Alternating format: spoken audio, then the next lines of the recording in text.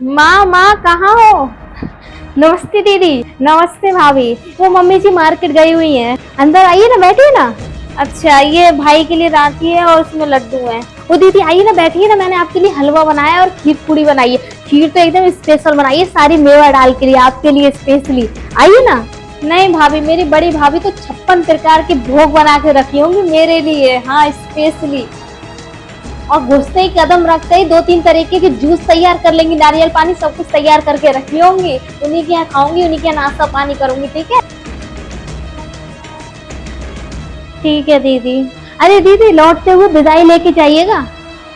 हाँ हाँ ठीक है, मेरे बड़े भैया भाभी इंतजार करते होंगे मेरा, चलती हूँ।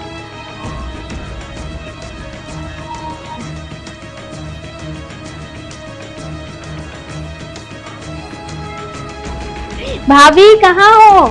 अरे आइए ना नाना जी, बैठिए, आप ही का इंतजार कर रही थी, बैठिए।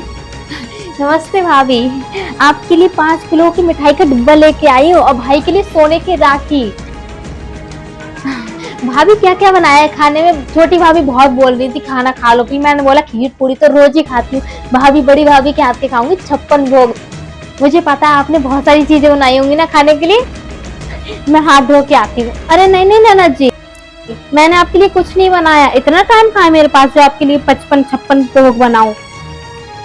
और वैसे भी मैं अपने मायके जा रही हूँ, मुझे लगा कि छोटी के आप खाई आई होगी। मैं तो कब से सोच रही थी कि जल्दी जल्दी भाभी के यहाँ जाऊंगी, फिर भाभी के साथ पूरा दिन मस्ती करेंगे, और आप जा रही हो। अरे वो मेरी भाभी कॉल पे कॉल कर रही है, और वैसे भी हर साल मुझे स्पेशल खाना बना के देती है, बहुत बहुत तरीके की डिशें बनाती है मेरे लिए स्पेशल। मैं आपके लिए विदाई लेके आती हूँ, यहीं पर निकाल के रखी थी। तो क्या है ना, आपकी मम्मी के हमारे बंटवारे में सिर्फ मुझे आपकी मम्मी का साड़ी मिली थी, और इसमें 100 रुपया रखे हुए हैं, ये लीजिए, रख लीजिए। इससे ज्यादा इज्जत तो मुझे छोटी भाभी ने दी थी, घुसते ही पैर रखते ही सीधे खाने को पूछ रही थी, लेकिन मैं ही खीर पूरी को मना करे आई। अरे ननद जी, ये भेदभाव करना आप ही से तो सीखी हूँ। माना कि दीदी आपके बड़े भैया ऑफिसर हैं और आपके छोटे भैया ऐसी प्राइवेट नौकरी करते हैं, लेकिन छोटी देवरानी तो आपके मान सम्मान में कोई भी कसर नहीं छोड़ी। खुद सस्ती सस्ती साड़ी पहनती है, लेकिन तुम्हें महंगी से महंगी साड़ी खरीद के रखती है, ताकि मेरी ननद को कोई कसर ना रह जाए। तुम अपने बड़े भैया के लिए 5 किलो मिठाई का डिब्बा और सोने की राखी लेके आई हो, और अपने छोटे भैया के लिए सादा सी राखी 10-20 रुपए वाली और थोड़े से लड्डू मिठाई दे आई, सिर्फ इसीलिए क्योंकि तुम्हारे छोटे भैया गरीब हैं, वो प्राइवेट नौकरी करते हैं। और अपने छोटे भैया के लिए सादा सी राखी 10-20 रुपए वाली और थोड़े से लड्डू मिठाई दे आई, सिर्फ इसीलिए क्योंकि तुम्हारे छोटे भैया गरीब हैं, वो प्राइवेट नौकरी करते हैं। तुम यहाँ पर इतना इसीलिए लेके आई हो ताकि तुम्हें विदाई में इससे दुगना तिगना मिल सके, और तुम वहाँ पर थोड़ा ही ले गई इसीलिए क्योंकि तुम्हारे लिए वो विदाई में ज्यादा नहीं दे सकते हैं। ये बताओ ननद जी कि भाई बहन के प्रेम में, भाई बहन के प्यार में ये अमीरी गरीबी कहाँ से आ गई?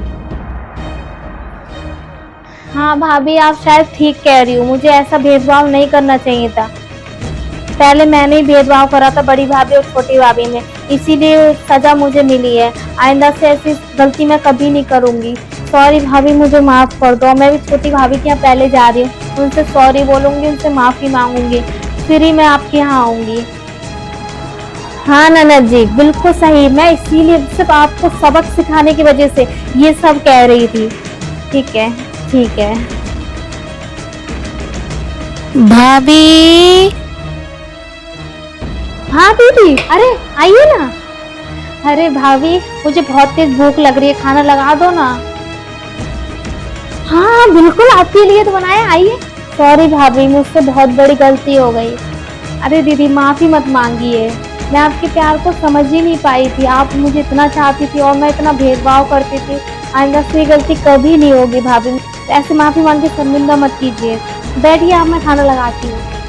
ठीक है, हाँ चलिए।